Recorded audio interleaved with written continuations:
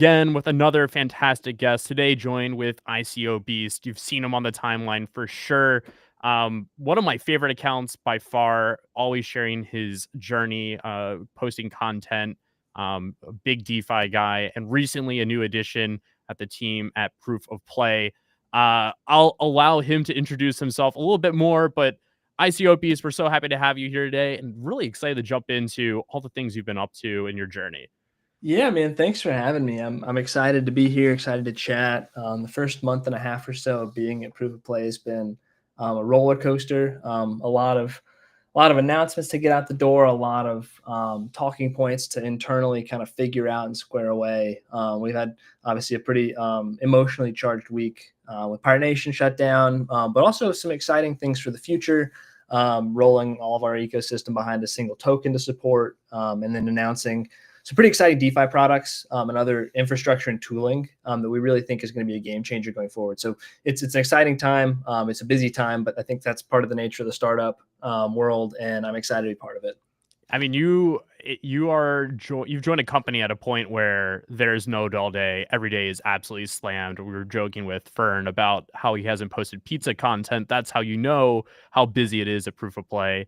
Um, I'd love to, like, before we jump really deep into things, talk a little bit about your journey and who you are, because I think it's important. And I think there's a lot of things that people who are looking to establish a personal brand or become a creator on the timeline can learn from you. So today you're a very loud account. You do lots. Everybody sees you posting. But a year ago, you were kind of quiet. You've been around for years.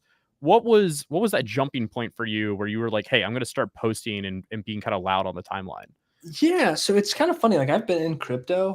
People talk about in crypto. What does that even mean? I've owned crypto for a long time. I bought my first ETH back in 2017. I thought I missed Bitcoin, which is kind of hilarious looking back. It was like 6K at the time. I was like, man, I missed it. I should go find a different alt. That's like what everybody that comes into crypto is like, man, I missed the good ones. I need to go find some more speculative ones that are probably going to go zero, but maybe they go crazy. But so I've been around crypto for a long time, was a hobbyist, like a seeker, curious about programmable money and smart contracts. And I just found that all to be very interesting. But I really had no social presence for like the first 5 or 6 years of being involved in crypto. Like I was loosely aware of crypto Twitter. I was loosely aware of Discord. I actually think my first Discord, I think I downloaded Discord because of my PFP. So the EV Mavericks. Few people know this. I love it. I've had it as my picture, like my online identity for almost like half a decade now. But Ether Raider, he was a guy that was like heavily involved in the ETH Trader subreddit way back in the day. And Reddit was the only thing I used for crypto for years because I didn't know, like at the start there were other places to go to get information. And a couple of years after ETH Trader kind of shut down, he went back and scraped data from users that had used it and ETH Finance, which was kind of the split off after there was some like internal strife there. And he put all of us on this whitelist for these things. So I downloaded Discord after I was able to mint mine. That became like my first social crypto experience. That was it, just Discord for a couple of years. And then in like mid 23, or I guess late 22, mid 23, kind of really around the time FTX blew up, I started getting into Twitter Spaces a little bit, like listening to Ryan Carson on the Daily Dose. I thought that was really interesting. And I was like, okay, so there's social crypto, and like started to get the lay of the land, figure out like who has motion, who drives things. I like totally missed the NFT run because I thought Really? I thought NFTs were like this gigantic scam. And I mean, a lot of them were, like not You're all of not. them. Yeah, you weren't wrong. Yeah, but also I like didn't realize the time scams make the most money, scams pump the hardest, all that kind of stuff. So I like didn't play with NFTs at all until mid or late 2021. Oh, So I wow. missed all the good parts of NFTs and just bought everybody's bags as they were crashing, which like further reinforced my opinion on some of them. But I got the lay of the land, kind of figured out who was like in charge, who had influence, who was cool, who was not cool. And over that year, really from like when FTX blew up until late 23, I like got a pretty jaded view of crypto. I was like, man, there's some good apples here and like some people that really care about this stuff and like still have cypherpunk ideals and like really believe in programmable money. It's like, but there's also a bunch of just like blatant con artists and scammers. And like for some reason, the space glorifies them and like holds them up and gives them like repeated positions of authority. I mean, at this point, it was like largely YouTube scammers or like these people that do undisclosed shills all the time and take Sure. tons of money Well, and look at buy. how much it's evolved from that. That seems like nothing today. Exactly. And so I saw that. And I was like, man, this sucks. There's got to be a better way. Like crypto is really cool. And I think we're still early on the technology. I mean, it's what Bitcoin's been around 15 years now. So like it's not early, but it's also not everybody in the world is using this stuff. Yep. And certainly on a cultural level, it's relatively early. I mean, crypto Twitter's been a thing for 6, 7 years, but isn't really mature yet still. And I was like, there's got to be a better way. There's still enough space for everybody to win, that like, or most people to win, as long as you're not like just aggressively like extracting from your followers. And I was like, why aren't there people that are like really making moves and making noise and like trying to do this the right way and like demanding attention by becoming unignorable? And I was like, you know what? Maybe I'll try something. Like I think I can provide value. I've been around the space for a long time. So let me just like talk about what I'm doing in crypto, talk about what I've learned, talk about things I think are valuable. And so I started doing that, just putting out like thoughts and ideas. And for me, a big place of that was Blast. So late 23, early 24, I was like, man, Blast feels like a really interesting place to play around in crypto. There's a bunch of apps. They're like pretty interesting. I had a very small bankroll to play with. So I was like, I want to be involved, but I don't have like this massive stack to throw into DeFi farms and like Sure. compete in the TVL wars with all the whales. So I was like, I have to find super low cost, potentially super high upside places to be able to farm gold, farm points, whatever. And so that led me trying out a ton of apps. And I just made content about what I was trying, things I was reading about, what I thought was interesting, my experience with apps.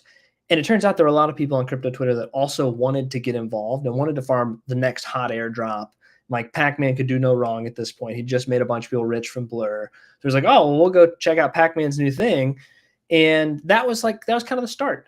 I started gaining some followers, got some shout outs from people like Deez and Stats and Clemente. And so like some of the established like guys that people are gonna, oh, those are like good people in crypto, not scammers. They're big voices. These are like the blue chip people of crypto. Exactly. And so that was kind of the start. And I think I ended up running from like 2,000 followers to like close to 10K by the time the airdrop came around. So sorry if you can hear that in the background. It sounds like a pipe in our house is making quite a bit of noise. But it got to about 10K followers and the airdrop happened. And it was like underwhelming, didn't go super great. Like some of us still made some money, some people didn't. It kind of is what it is. We had a lot of fun, right? And I remember, I think it was somebody, like maybe it was Eli Shine or somebody was like, so what happens to all these Blast content creators when the airdrop happens? Like what happens? Yeah. And that like stuck with me. I was like, yeah, what does happen? Because like me, Clemente, Jen, a few others, like we had a lot of following that kind of developed because of that. Yeah, that was your like thing. Like Jen for sure was like, I mean, like she put her whole brand on Blast. Totally. And so I think it was Steve Bark. Yeah. He was like, well, honestly, like the good content creators, they'll figure it out. He's like, they'll figure out something. Like, people don't follow them just because of Blast. They follow them because of either their story or they're providing value or something. So I remember he commented, he's like, they'll figure it out. Like, I'm not worried about the people that have been able to have a huge run here. He's like, yeah, if it's somebody that's washed and like they were latching onto this as like a narrative to try to gasp for breath, they're gonna have a hard time. But if it's like an up and comer, they're hungry, they'll figure it out. So I kind of like took that to heart, like went not silent, but just went not quite as hard for a couple months. Like, was still posting every day. There frankly wasn't as much to look at. And then memes got kind of hot and started playing at those a lot, but it just like didn't resonate with me very much.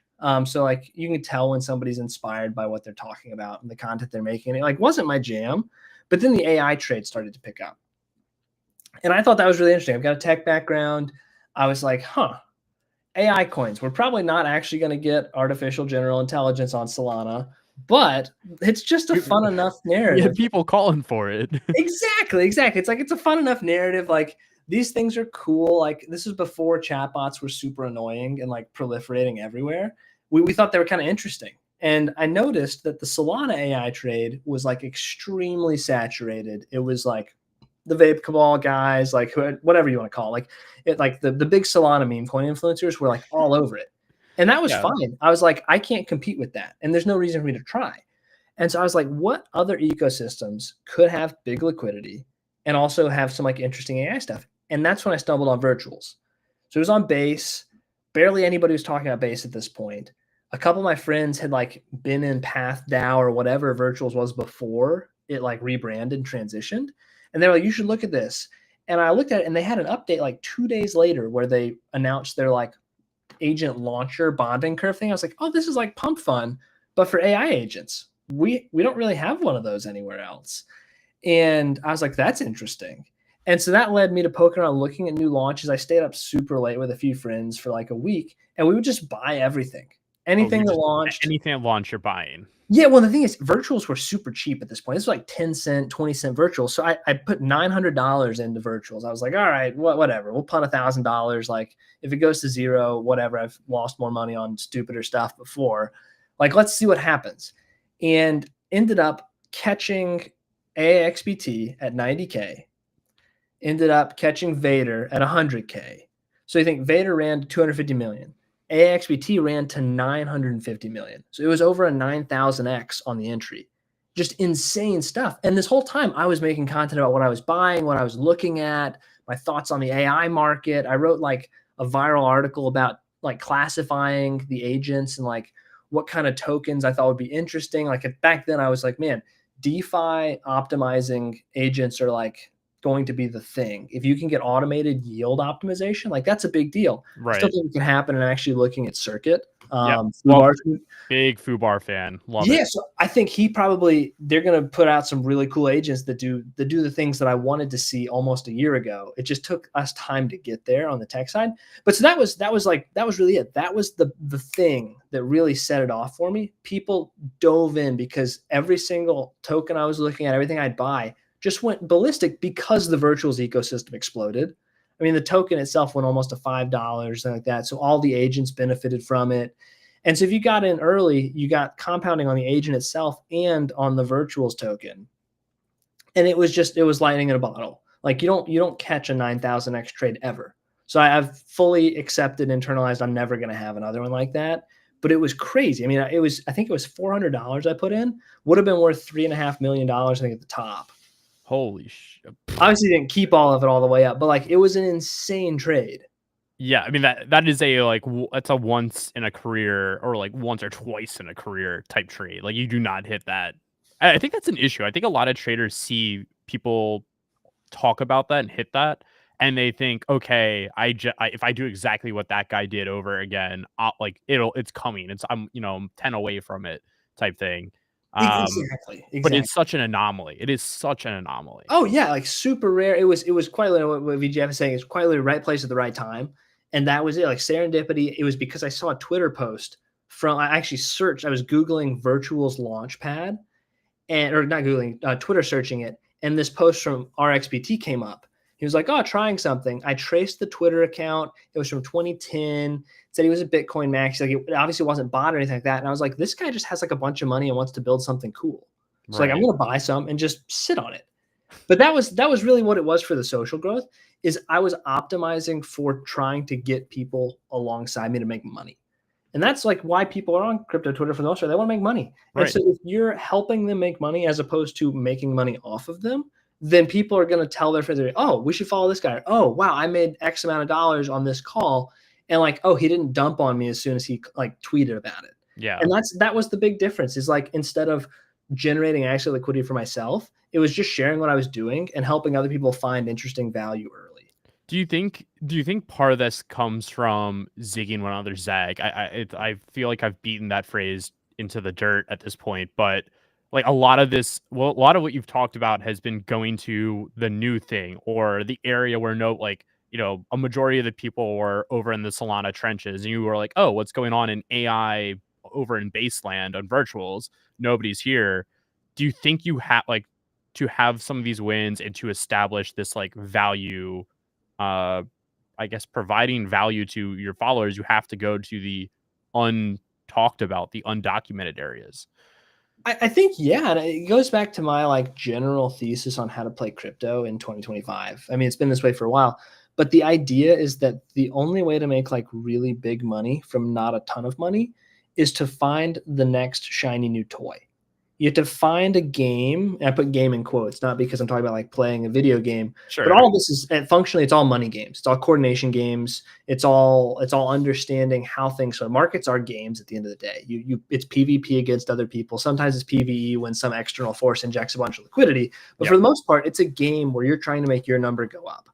And so what you have to do is you have to find new games that haven't been solved. So for me, right now, if you look at Solana, the meme coin trade, whatever it is, it's solved. Yep. The winners are the trading bot providers, infra providers, and then people with extremely better tooling than you, because they're going to win 99 times out of 100. It's like they're just that much better at it. So in order to win, if you don't have superior tooling, if you're not like a cracked elite bot dev, if you're not an infra provider, if you're not the Axiom team, if you're not, you have to find the shiny new toy before everybody else, toss some risk in there, and then hope that it's one of the shiny new toys that attracts a critical mass of people and a bubble generating liquidity event. What do you think that where do you see that shiny new toy possibly being? I'm curious in your eyes. Man, I don't know. The last couple months have been kind of dry. I think that the abstract meme infrastructure is actually kind of interesting. And I've had some great gains there, but like a lot of my bags were down for 3 months. I bought a bunch of things super early, like right when they launched, and they'd pump like 5x and then they'd die. And instead of dumping them, I just sat on them, just held them. And like half of them never came back. But a few of them really, really, really came back, 100x from the bottom kind of thing. And so that's been a good spot. And I think that like part of how you identify it is either something that nobody's ever seen before. It's really novel. That's like what Blast was. That's what Virtual's like AI agent launcher situation was. Or you try to figure out where people are going to bring liquidity as they hunt incentives. And so abstract, like it's no secret. A lot of people are there throwing money at different things because they want to farm XP, because they believe that the value of the abstract token or whatever it's going to be at TGE is going to be more valuable than the liquidity they're risking or using at the current time. And so you go where you expect liquidity to come and where you think you can play the game before a critical mass of other people playing it. So abstract's an interesting one. Aside from that, like I've been really heavy in DeFi right now. It's surprising to me how sparse use of some of these things still is. So like there's plenty of protocols that have like really high emissions APYs. Right. And there's like a number of different strategies where you can harvest that with like relatively little exposure risk to the underlying assets, either via single-sided pools or by hedging with perps or something. Like there's a bunch of different ways you can do this. And the APYs are still high enough that it just, to me, says there's not that many people doing it. And like that's not where you're going to turn $100 into $1 million. But if you've got a decently sized portfolio, you're going to generate some pretty sweet returns over a 4 or 5 month time horizon, assuming that you like hedge correctly or you understand the risks and like you evaluate like you don't want to dump something into like an unvetted protocol with like shadow devs that you've never seen. Right.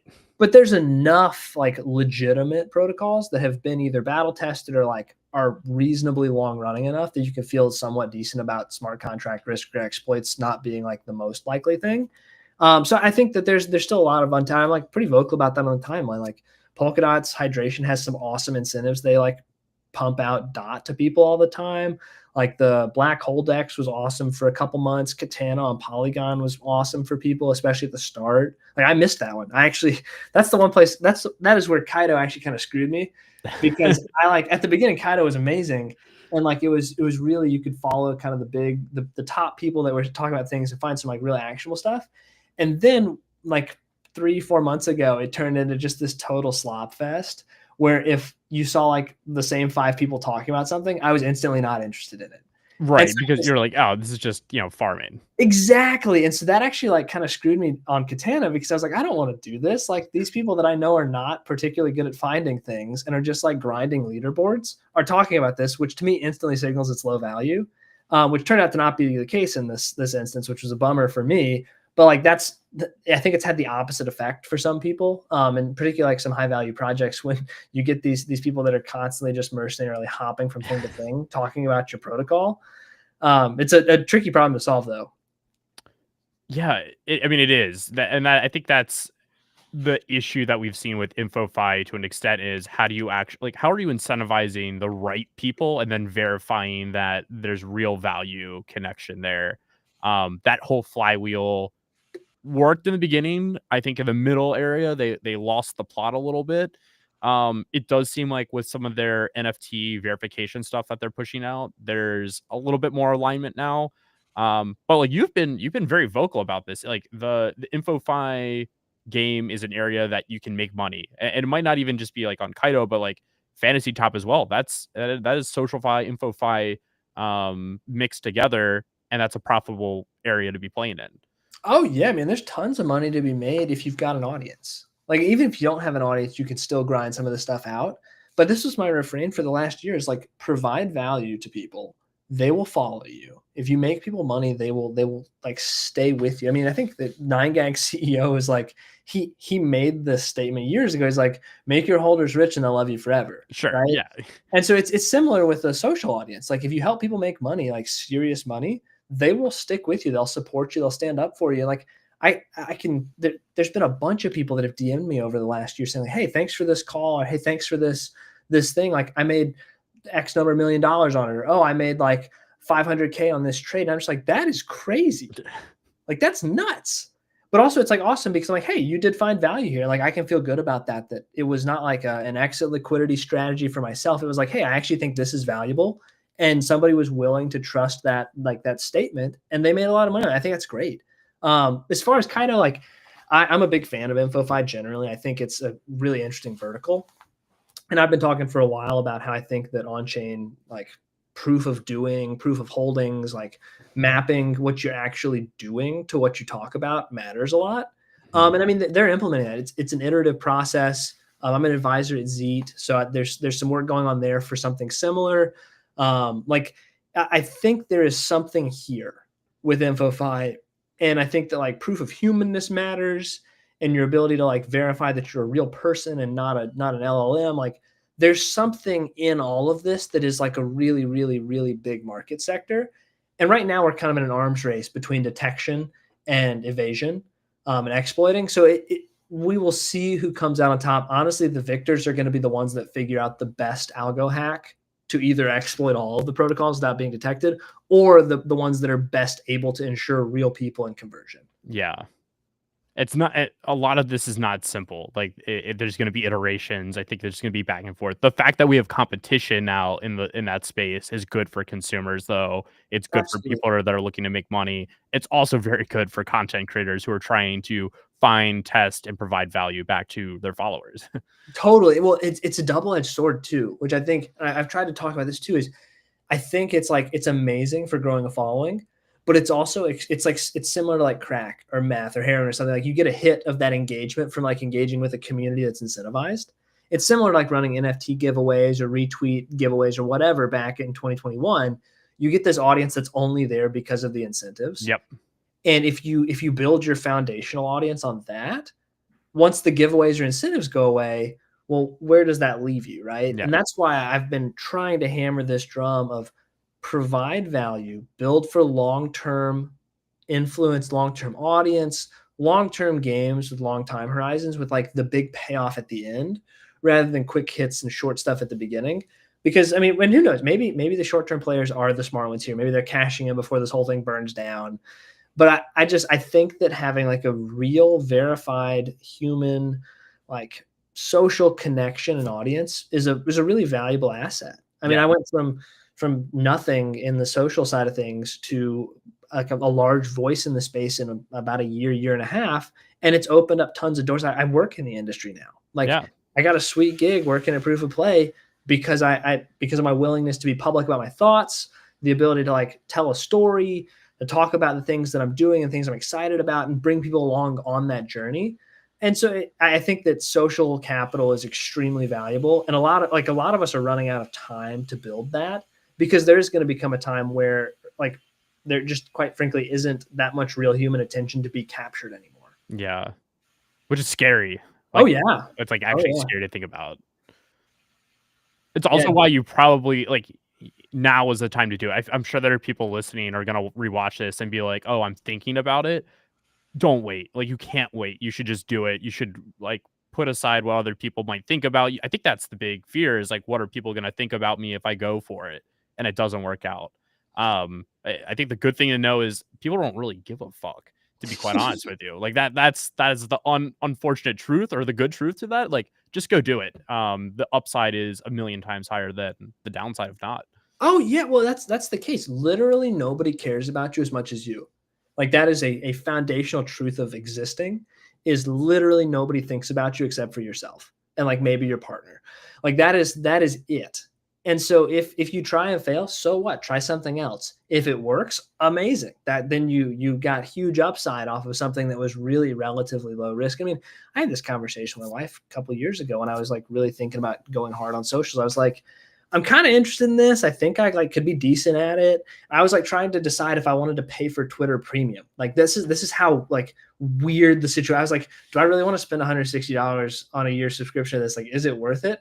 And she was like, dude, just do it. She's like, if you're wrong and you hate it, it's $160. Like, yeah, we were on a tight budget. She's like, it's not the end of the world. Like, yeah, it's not nothing, but like it's not the end of the world. And you just decide that it's not worth it and you cut it off. She's like, but if you really love this, like it could be a huge deal. And I'm glad that I listened to that. Yeah. It's fantastic to have a partner that supports you. It's been a theme through a lot of the guests of, the family side of things and the external voices that are around you being fundamental to winning and staying, I think, mentally, just crushing it in the game. It's very important. Entirely without us. Like, I mean, my wife is a superpower for me. Like, she is my biggest supporter. She has seen me in life spaces where things weren't great. She's been with me when things are great. I can't say enough great things about her. She's made my life a million times better, like more than I would have ever even guessed before we got married. Like, right. She, like, you have this idea of, oh, being married is gonna be awesome. Like, I'm with my best friend. I've got my partner for life. And like, you're like, oh, life's gonna be great. But it's like so much better than I would have guessed or like could have like hoped for.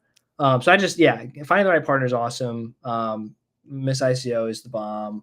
And like, also, I think that one thing that I've seen like in consistently, I think, is that a lot of people I look up to in the space are parents.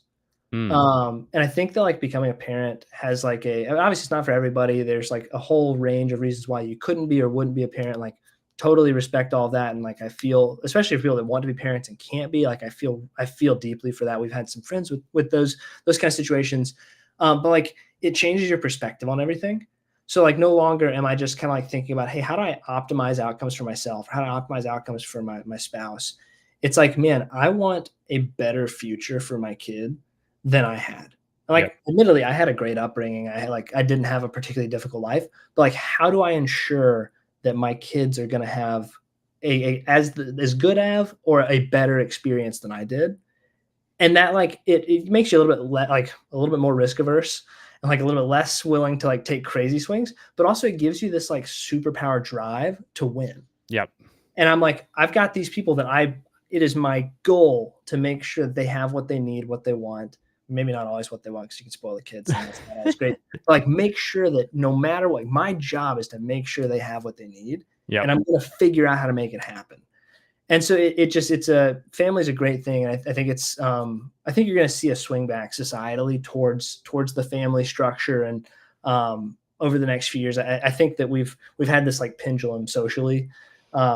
And I think that, unfortunately, yes. Yeah, and I think a return to like a more traditional style of family may be in the cards at some point, as people realize that there's like intrinsic value in having these like deep, close personal relationships, and it helps you integrate socially, in my opinion. Yeah, I couldn't agree more. I know Gainsey has kind of been on this soapbox about this as well, around like religion and how society has kind of lost the plot a little bit. And I think this might have been, for whatever reason, accelerated over the last few years, but at some point it's going to have to swing back in the other direction when people go and say, okay, enough is enough. Like, we have lost the plot. That means going back to having a traditional family, traditional values and a moral compass and all of these things that I don't know if it's just because of the timeline, but I do feel like we've lost the plot a little bit. I mean, like, I don't know. The whole Yeezy token got me like riled up last night, where I was like, what are we doing? Like, there's just absolutely no moral compass in this. Like, not, maybe I don't want to like throw the industry under the bus, but there are a lot of people I look around and like crime season's like legal for some reason. I don't get it, man. I will say the Easy token was an absolute money printer for liquidity providing. DeFi had a great night last night. Yes, yes, and you tweeted about this, which I love, which is, when the actual trading side of things start to dry up and it's like very, very PvP, the answer always has been in this industry DeFi. DeFi is the answer. It's where you can make the money. It's where if you're willing to take a little bit more risk on like learning something new that might not be as like dopamine filled and like a little bit slower of a return or less of a return, you can still make really, really, really good money. Yeah, like people super discount the value of compounding, both in real world finances and in crypto. And a lot of times, I think in crypto, people don't realize how good and how fast you can compound stuff because of the allure of the shiny 100x meme coin trade. They're like 60% APY. Nah, screw that. I'm gonna YOLO the house on this coin, and maybe I get a 5x in 10 minutes. Not like it's a classic gambler's fallacy because like, oh, I could win this, but like, yeah, in order to do that, a bunch of people have to lose that same amount or more. Yeah. But like 60% APY is nuts in any other arena. Like traditional guys, if they're like, if I can get that like relatively risk free, they would guarantee you it's a scam. Whatever. I mean, a lot of these things may be, but emissions wise from like protocols, this kind of rewards that compounds really fast. Yeah. You take something at 60% APY and you've got a 10x factor for 2xing your assets than you do in like traditional world where you're expecting a 6% return. It's insane how quickly you can really generate some real wealth in DeFi. Yeah. I think that is, you said it earlier, and I'm thinking personally how I'm like viewing the market as like a builder and consumer and user. But I do think that like the shiny new things will be around the DeFi arena, and getting out of this like it's almost like casino vibe. I do think that there's gonna be a very, very open green pasture for people that are thinking about like the consumer onboarding, the consumer experience, and not just like people that are like trenching.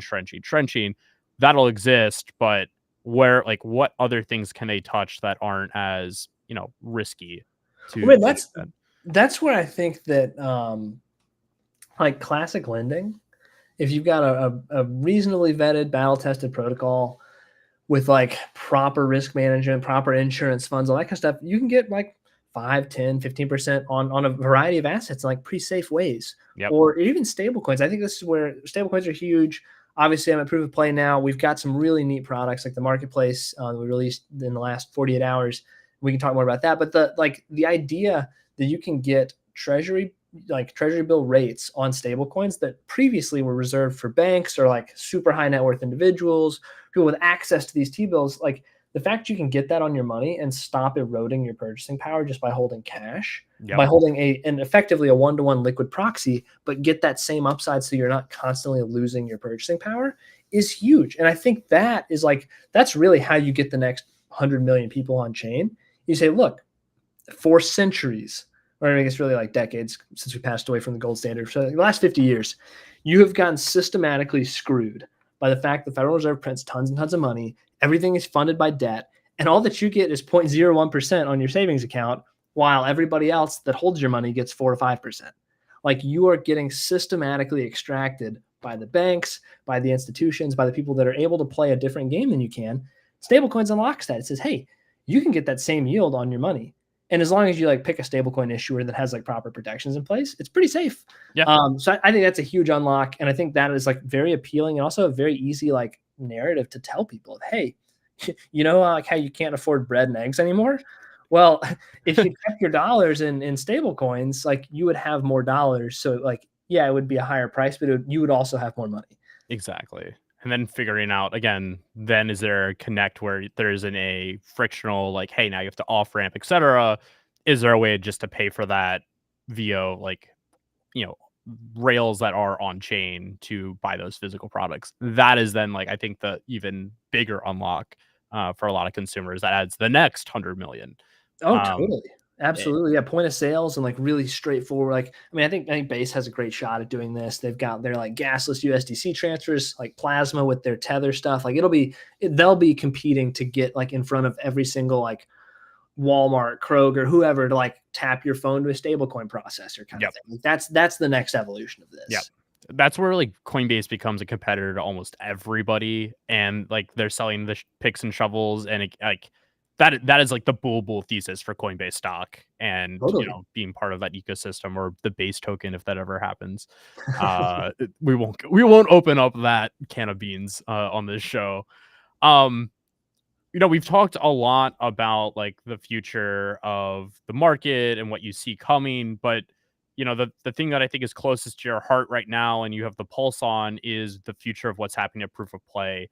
You guys had a recent really sad announcement around the sunset of Pirate Nation.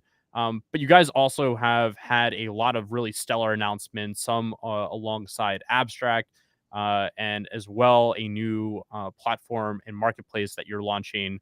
Would love to get into the Proof of Play arena that you are working in, and just let us know what's going on, because there is a lot happening. Yeah. Yeah. So I'll like quick recap. Like this week we shut down Pirate Nation or announced the shutdown. We still love on-chain games. We believe that on-chain rails really matter, and like that's kind of that leads into our next chapter. But it became economically, like as far as business decisions go, it didn't make sense anymore. It costs a lot of money to run multiple chains. The various like infra providers, and like it costs money to run servers, and the revenue coming from the game for a while was actually sustainable, but then as DAU drop off, as people stop chasing airdrops, as they stop playing, it slowly tapers off. And so it was a business decision to save runway for the company and cut costs as we pursue verticals that we think are billion-dollar verticals. Like that was the thing, is once it became apparent that game was not going to scale to billions of dollars of revenue, it became time to look at something else. Yep. And that's what all the startups are doing. They're trying to find that vertical that's going to be just a breakout hit or make tons of money because it's a service that everybody needs. And so that leads twofold. So we want to make money via games. We want to generate revenue. So we took the most fun, most beloved game loop in Pirate Nation. It was the Infinite Tides mode.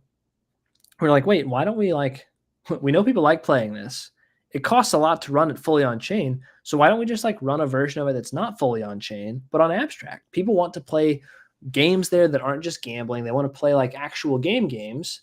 And like, there's not a ton of those. So like, why don't we throw it over there? And we've seen great success the first couple weeks there. I think over like 350K revenue in a couple weeks. Like that's really good numbers for something that previously like didn't exist. I mean, I think about a month ago is when we started like talking about it. Yeah. So put it together really fast.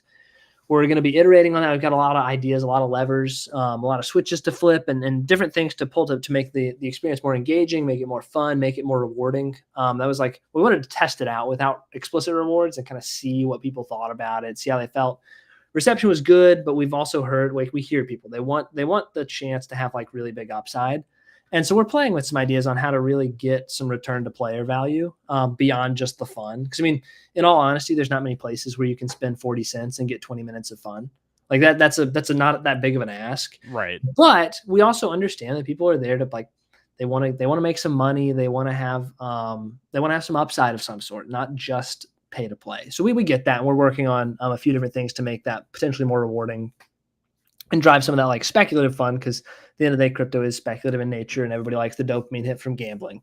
So we're working on that. But the big infra piece that we're excited about, so we obviously have our VRNG product. It's best in class, fastest, cheapest, verifiably on-chain random numbers that you can get. If you want to have any of those, like there's plenty of us. You reach out to the company. We have like inquiry forms, all that. We're servicing, I think, 15 different clients across like 6 or 7 chains at this point. We're like the premier provider for Abstract and ApeChain. We've seen a lot of traction on ApeChain lately with their Wheel of Fate. It's a pretty sweet deal, and so we've seen a huge bump in traffic there, which has been awesome. We're really happy that they've chosen us to work with.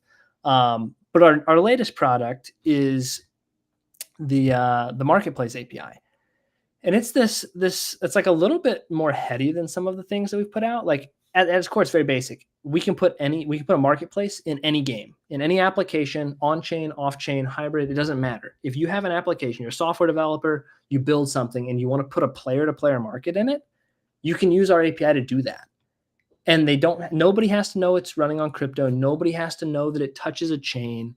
It allows players to engage in real money transactions, to trade items, trade things in your application back and forth. and we handle everything else under the hood. So it's all settled in stable coins on Base right now. So you load up your app, you put some money in your in-game wallet through a credit card, through golly, there's like various Apple Pay, whatever, and it spits money into your in-game wallet. Boom, immediately the developer can earn yield on the stable coins in your wallet. All you see is USD. They can decide whether or not to share some of that yield with you if they want to, or they can keep it as monetization for the developer. And so they do that.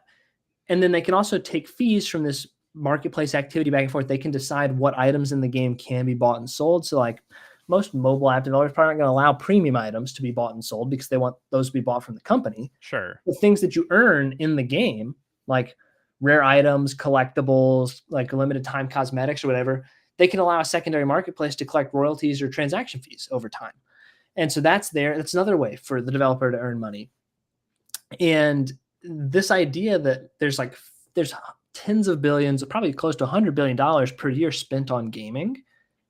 What if we can increase the value of that money by 4 or 5% just by having this marketplace plugin?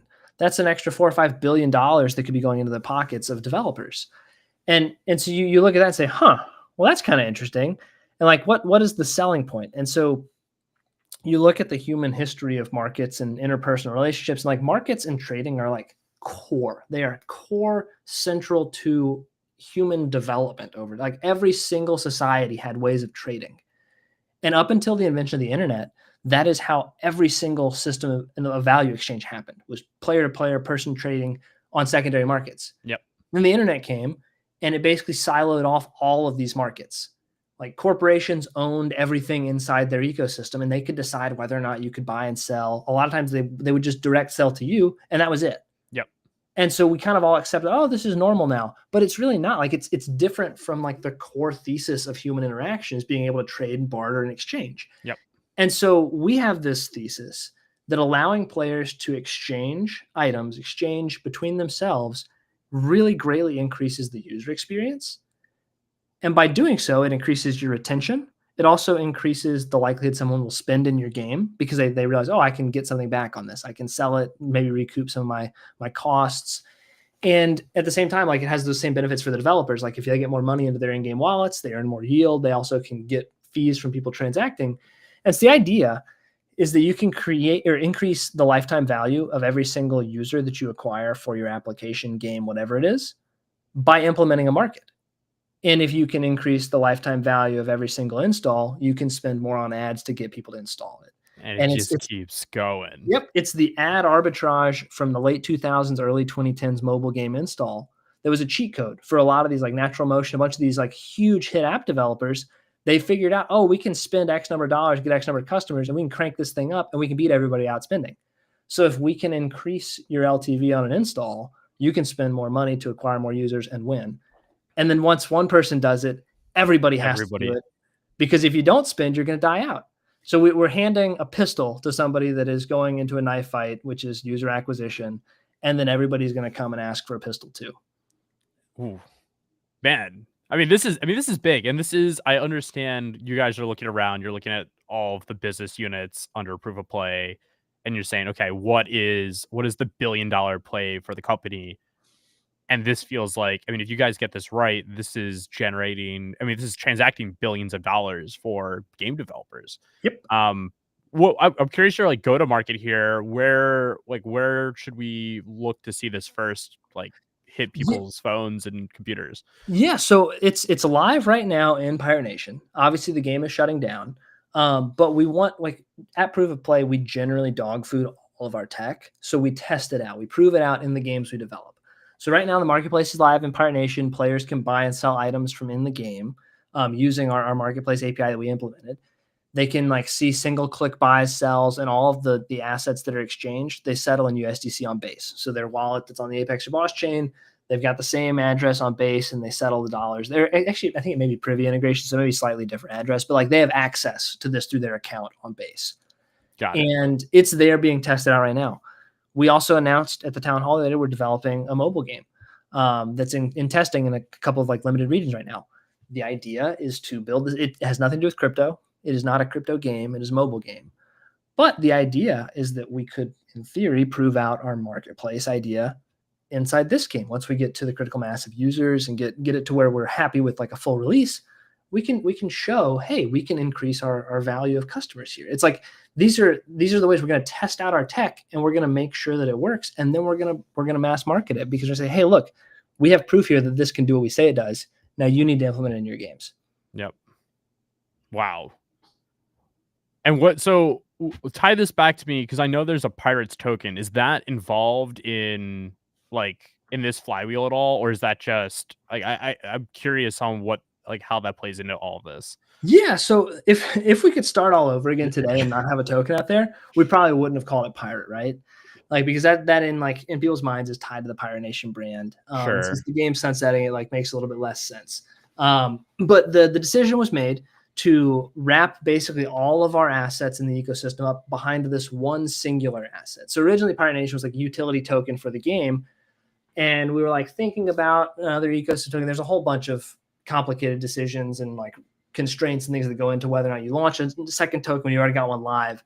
But the idea is that we have this token. It's called Pirate. It is our ecosystem token now going forward.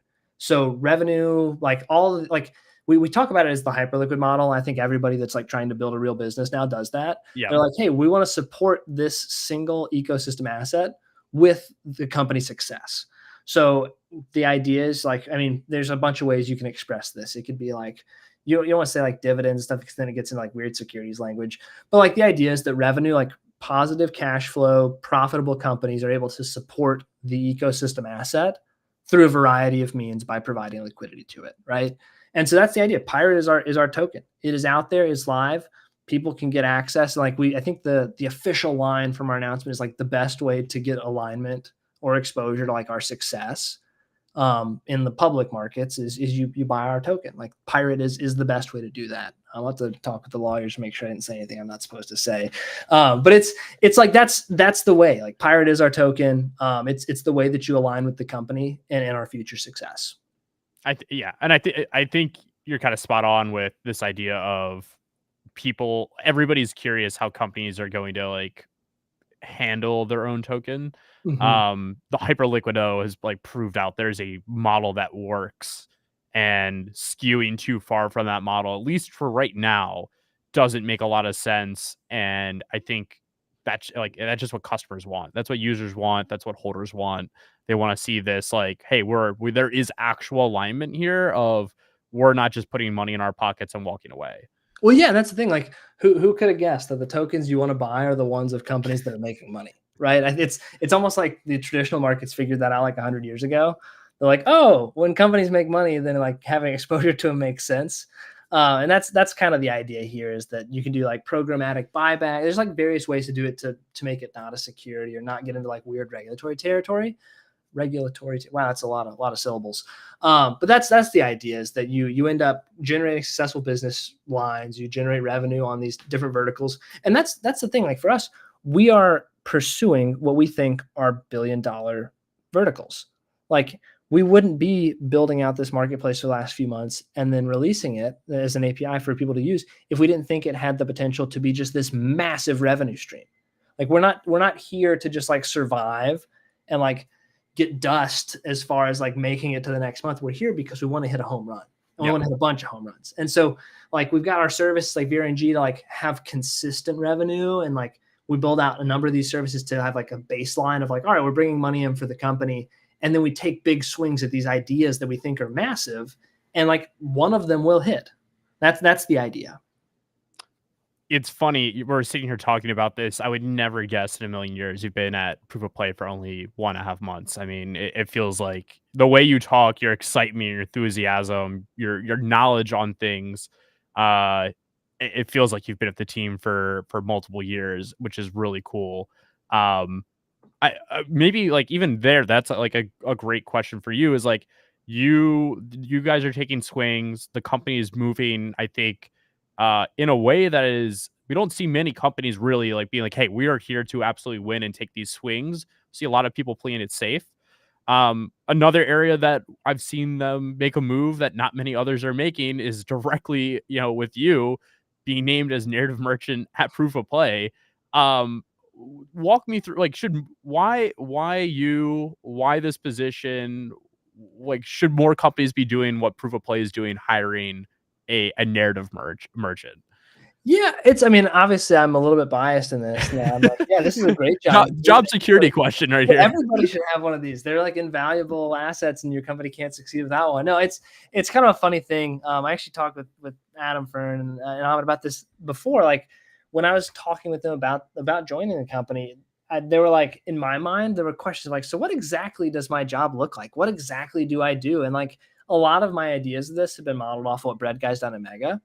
And it's this idea that like there are some super cracked builders and engineering teams and like product developers that are in the space, but they're like extremely, extremely focused on building the product or building out whatever the tech is. And that's a great thing. Like you want people that are like laser focused on building out what they think is the next great thing.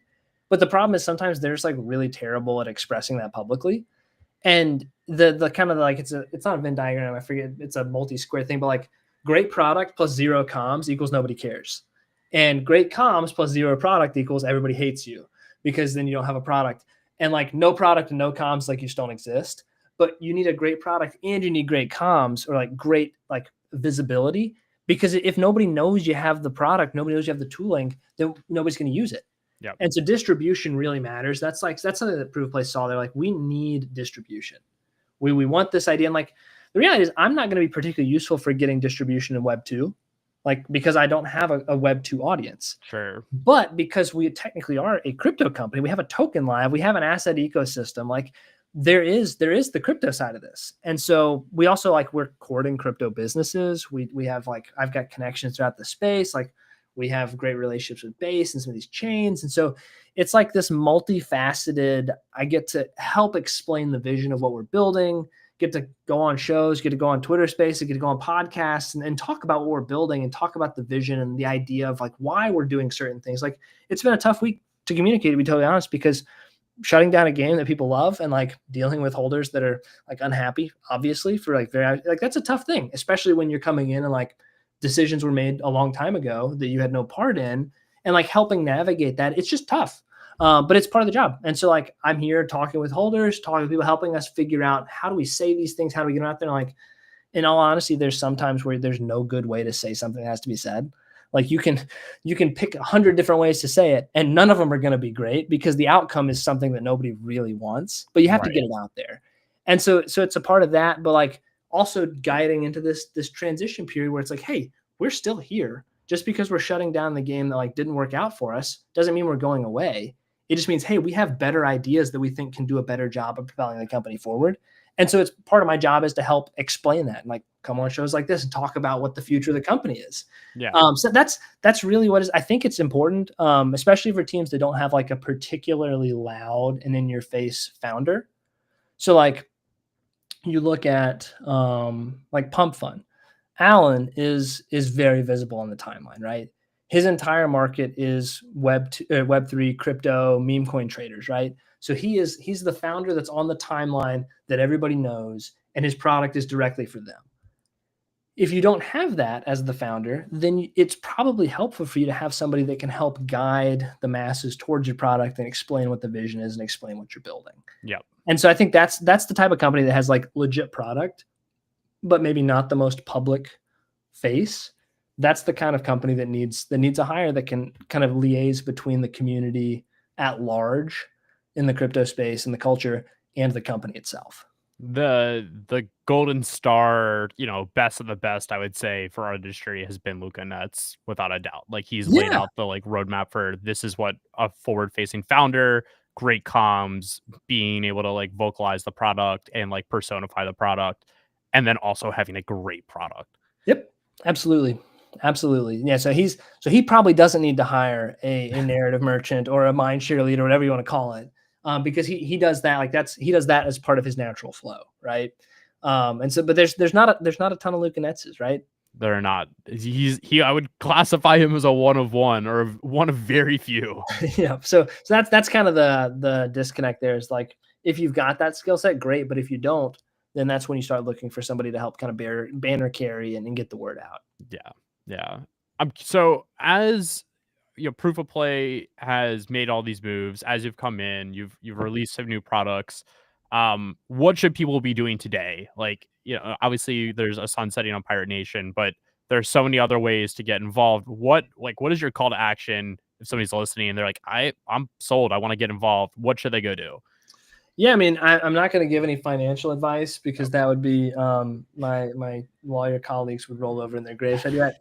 If you want alignment with Proof of Play, you think that what we're doing is cool, you think it has a big chance of success, holding Pirate Token is a great way to align with us. It is our asset for the ecosystem. Like we're putting our support behind it, so that's a great way.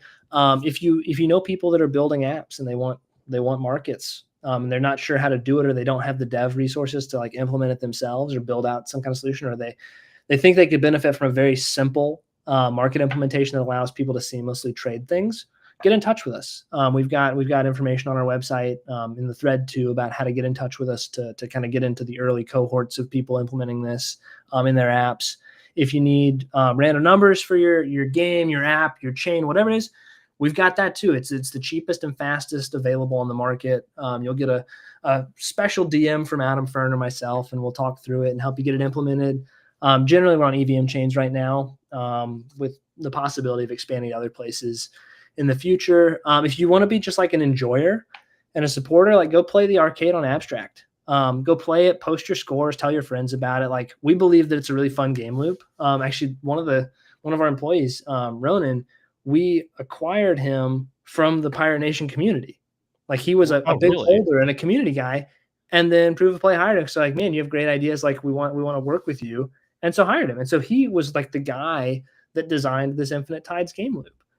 And now it lives on forever. Well, who knows what forever means, but like it lives on in Abstract in the arcade as this like living, breathing game that we're updating weekly and adding things, rebalancing, adding characters and all that. Like we had Luke and Nets as Pudgy as a playable character like a week ago. So there's like things that are happening in the game. So go play that and try it out. Like, let us know what you think. First place free for everybody. So you come in, it's set up like an arcade. You toss a quarter in or 40 cents or whatever it is, depending on the ETH price. And you just play the game. See if you like it.